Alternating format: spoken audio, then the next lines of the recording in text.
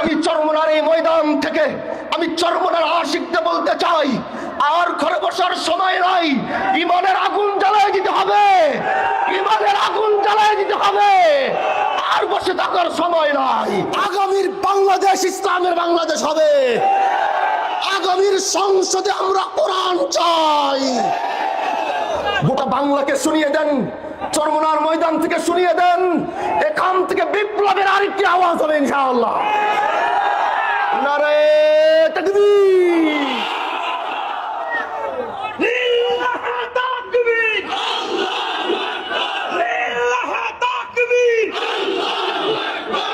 কোরআনের সত্যিরা হুঁশিয়ার সাবধান, হুঁশিয়ার সাবধান, লিল্লাহ তাকবীর।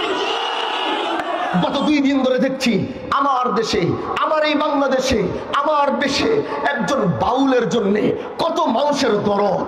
একজন বাউলের জন্য যে আল্লাহর শানে কটূক্তি করেছে, যে আল্লাহর শানে কটূক্তি করেছে, তার শাস্তি মৃত্যুদণ্ড ছাড়া আর কিছু হতে পারে না।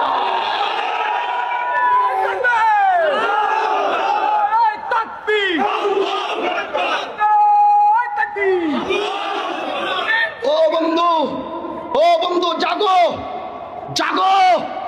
যেই বাংলায় আল্লাহকে কটূক্তি করার পরে কিছু মানুষ সেটাকে সমর্থন করে, সেই বাংলা আমরা দেখতে চাই না, সেই বাংলা আমরা রাখতেও চাই না। আল্লাহর শানে কটূক্তি করার পরে গোটা দেশ, গোটা অঞ্চলে আগুন জ্বালিয়ে দিতে হবে, ওর বিচার না হওয়া পর্যন্ত। চরমনার ময়দান থেকে বলছি, এনসিপি সহ বাংলাদেশের অনেক রাজনৈতিক দলকে দেখেছি মায়া বেড়েছে। আল্লাহর শানে কটূক্তি করার পরে যার দিলে মায়া হয়, ও মুসলমান হতে পারে না, ও মুনাফিক ও কাফের। সেটা যেই হবে, সেটা যেই হবে, সেটা যেই হবে, সেই মুনাফিক হবে। আল্লাহর শানে কটূক্তি করার পরে যার মায়া হবে, ও কাফের, ওর মধ্যে ঈমান থাকতে পারে না। ও বন্ধু আমার, এজন্য মুহাম্মাদের দেওয়া সেই আমানত, মুহাম্মদুর রাসূলুল্লাহ রেখে যাওয়া সেই সুন্নাত আমাদেরকে জিন্দা করতে হবে। আল্লাহর নবীর রেখে যাওয়া আমানত আমাদেরকে রক্ষা করতে হবে। নবীর পরে সাহাবায়ে কেরাম রক্ষা করেছে, তারপরে তাবিঈনরা রক্ষা করেছে, তারপরে তাবিঈনরা রক্ষা করেছে, তারপরে আইম্মায়ে মুজতাহিদিনরা রক্ষা করেছে, তারপরে ইমামরা রক্ষা করেছে, তারপরে আলেমরা রক্ষা করছে। আগামীতে যদি চরমনায়ের পীর সহ বাংলার সমস্ত পীরকে রক্ষা করতে হয়, তারা জীবন দিয়ে মুহাম্মাদের দেওয়া সে আমানত রক্ষা করবে। শুধু তারাই নয়, তাদেরকে যারা ভালোবাসে, তাদের জন্য যারা কাঁদে, তাদের আগে পিছে যারা চলে, তারা যদি এতটুকু কোরবানি করবে, তাদের অনুসারীরা তার 100 গুণ বেশি করার জন্য প্রস্তুত আছে। আমি চরমনার এই ময়দান থেকে আমি চরমনার আশিকদের বলতে চাই, আর ঘরে বসার সময় নাই। ইমানের আগুন জ্বালায় দিতে হবে, ইমানের আগুন জ্বালায় দিতে হবে। আর বসে থাকার সময় নাই। আগামীর বাংলাদেশ যদি হবে, আগামীর বাংলাদেশ হবে ইসলামের বাংলাদেশ, আগামীর বাংলাদেশ হবে কোরআনের বাংলাদেশ। আল্লাহ তুমি কবুল করে বলে না আমি। ও বন্ধু, আমি যে আয়াতটি তেলাওয়াত করেছিলাম, আল্লাহ পাক এই আয়াতে বলছে, কুল ইন কুনতুম তুহিব্বুনাল্লাহ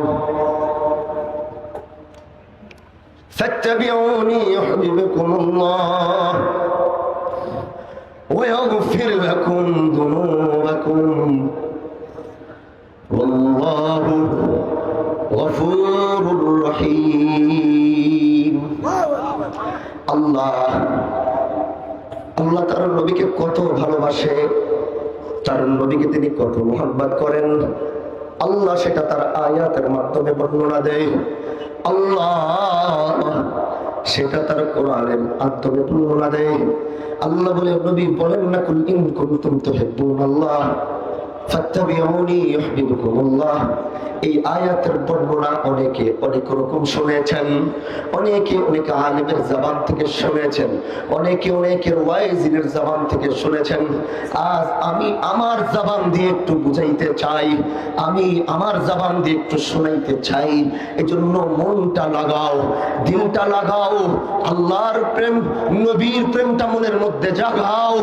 আজ একটু জাগায় আনাও, আগামীতে জানি না কোন সময় আসবে, এজন্য ওই সময় আসার আগে নবীর প্রেম জ্বালায়া নবীর জন্য জীবন দেওয়া লাগলে জীবন দিতে হবে। এজন্য আল্লাহ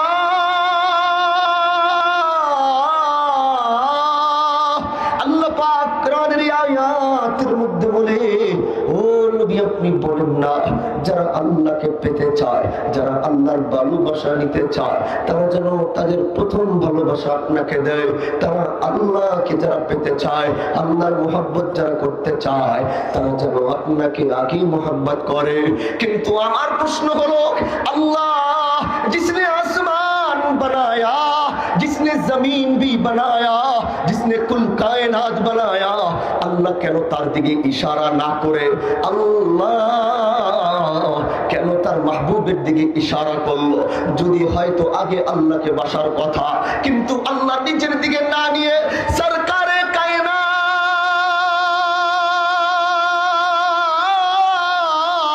সরকারে কায়নাত মুহাম্মদ আরবি সাল্লাল্লাহু আলাইহি ওয়াসাল্লামের দিকে ইশারা আল্লাহ কেন করলেন? এবার একটু ভালো মতো বোঝা যায়, মনটা লাগায়া দিলটা লাগায়া কথাগুলো বুঝবেন। প্রশ্ন ভিতরে আসে, আল্লাহ নিজের দিকে না করে কেন মুহাম্মাদের দিকে ইশারা করলো? এই আয়াতের ছোট্ট একটু বিশ্লেষণ বলি। আমি যদি মুহাম্মাদুর রাসূলুল্লাহর দিকে তাকাই, দেখি আল্লাহর নবী আমাকে দ্বীন এনে দিছে। আমি যদি মুহাম্মাদের দিকে তাকাই, দেখি মুহাম্মদ আমাকে কোরআন এনে দিছে। আমি যদি মুহাম্মাদের দিকে তাকাই, দেখি মুহাম্মদ আমাকে নামাজ এনে দিছে। যেই নামাজ দিয়ে আল্লাহ চাই, যেই নামাজ দিয়ে রবকে চাই, যেই নামাজ দিয়ে রবের সবচেয়ে কাছে যাইতে চাই, আল্লাহ কেন তার নবীর দিকে ইশারা করলো একটু বুঝেন। এবার সবকিছু তাকাইলে দেখি মুহাম্মদের কাছে পাওয়া যায়। এবার আল্লাহ যে বললো আমাকে ভালোবাসার আগে আমার মাহবুবকে ভালোবাসো, কেন মাহবুবকে ভালোবাসলে নামাজ পাইবা, মাহবুবকে ভালোবাসলে কোরআন পাইবা, মাহবুবকে ভালোবাসলে নামাজ পাইবা, মাহবুবকে ভালোবাসলে মুকাম্মাল দ্বীন পাইবা, মুকাম্মাল ইসলাম পাইবা। যে ইসলাম আল্লাহ বলে ইন্নাদ দীনা ইনদাল্লাহ,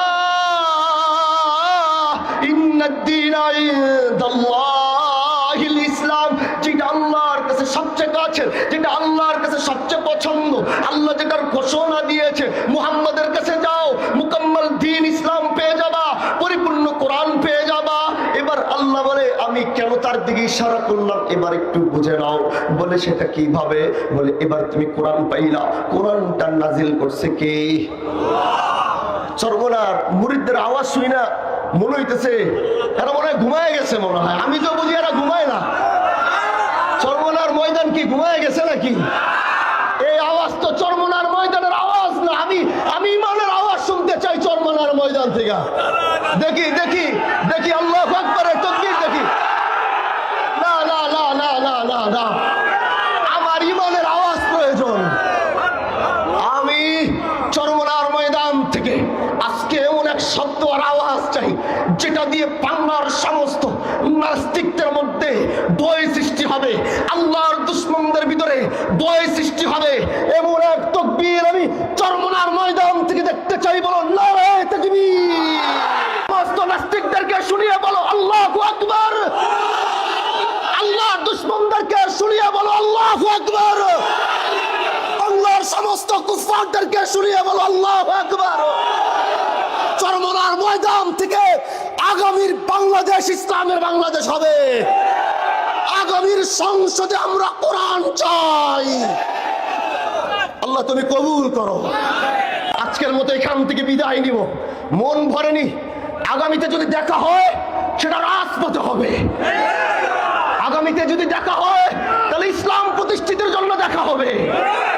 যদি ওই দেখায় জীবন দিতে হয়, আমরা জীবন দিতে প্রস্তুত আছি তো ইনশাআল্লাহ। আগামীর বাংলাদেশে কোনো চাঁদাবাজির ঠাঁই হবে না। আগামীর বাংলাদেশে কোনো অন্যায়কারী ঠাঁই হবে না। আগামীর বাংলাদেশে কোনো মাদক বিক্রির ঠাঁই হবে না।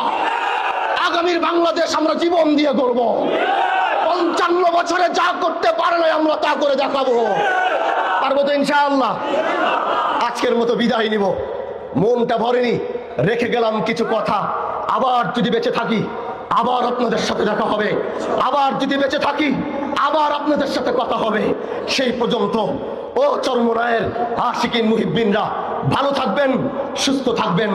নাসরুম মিনাল্লাহ ওয়া ফাতহুন করিব ওয়া বাশশিরিল মুমিনিন। আসসালামু আলাইকুম ওয়া রাহমাতুল্লাহি ওয়া বারাকাতুহু।